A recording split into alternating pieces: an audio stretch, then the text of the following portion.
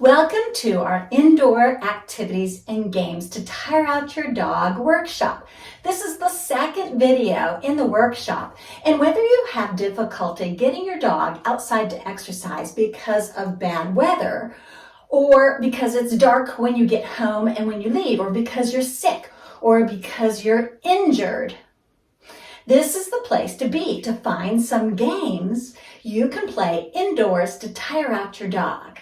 I'm Debbie Schaefer, owner of The Well-Mannered Dog, and I have successfully helped dog lovers train their dogs to have excellent manners and to follow cues since 1987. But in this workshop, I'm teaching dog lovers just like you games that will mentally and physically tire out your dog indoors for those times in which it's next to impossible to get outside to exercise. First, I want to say thank you to all of you who have reached out to tell me about the fun you've had with Game 1 and how you're using it to help exercise your dog indoors. The response has been incredible.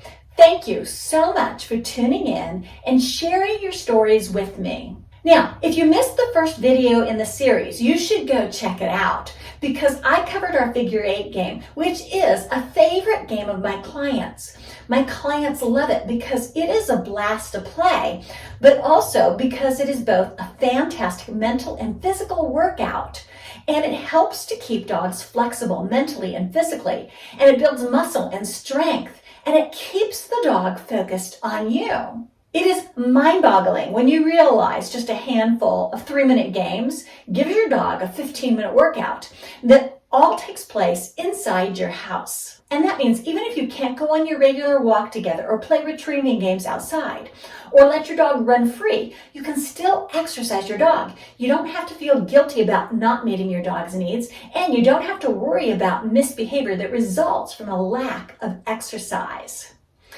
If you haven't seen the first video yet, go watch it right now. I'm putting a link to that video below. Then come back and finish watching this video. We know one game is not enough. You and your dog need a variety of games to keep it interesting and to work on different parts of your dog's body.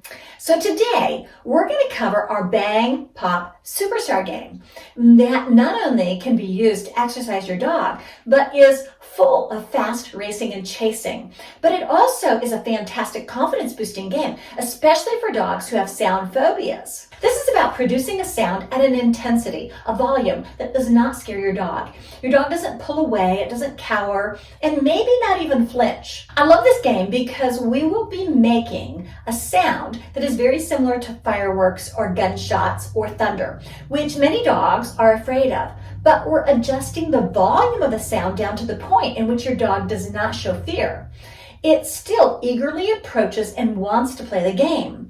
You might see your dog flinch or pull back slightly. That's okay, but don't make the sound any louder than what it is. This game can be played with dogs who already have fears of those sounds if the volume is adjusted to the appropriate level, and that will start the process of changing that fear. But it also can be played with dogs who are not scared of those sounds to prevent them from becoming an issue.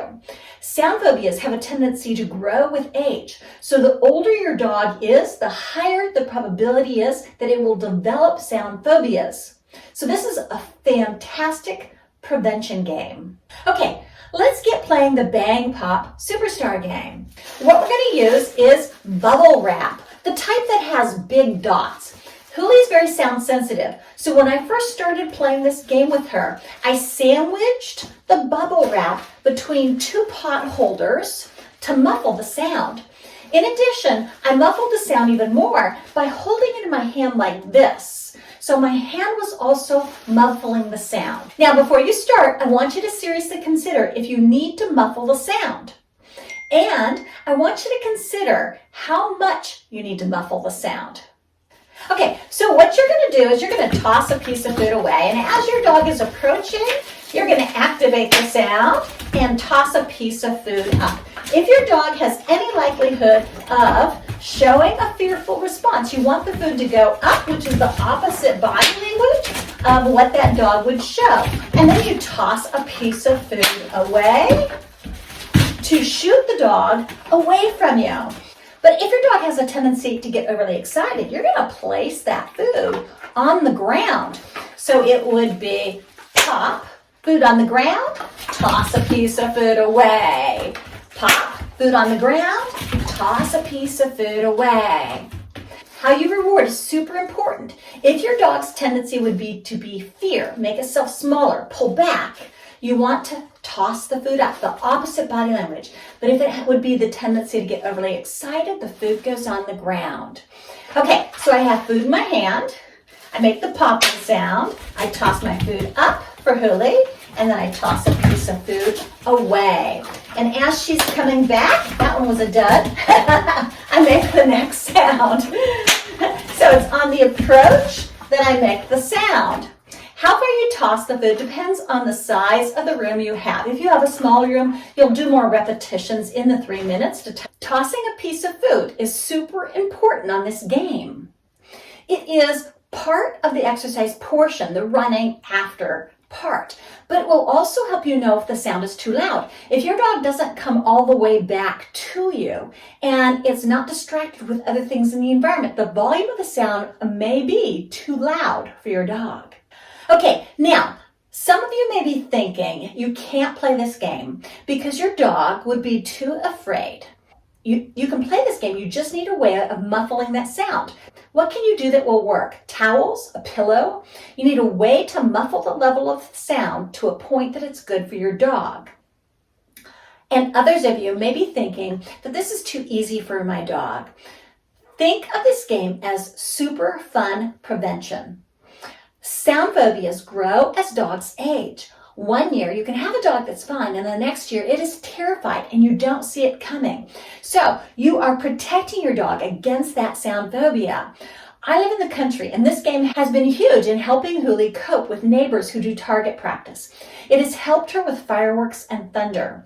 As you can see, she loves the game, and even in this tiny room, she is getting exercise. And remember, these games are not limited to the size of your dog or the amount of indoor space available. You can play them with big dogs or little dogs. You can play them in small indoor spaces, apartments, or larger spaces.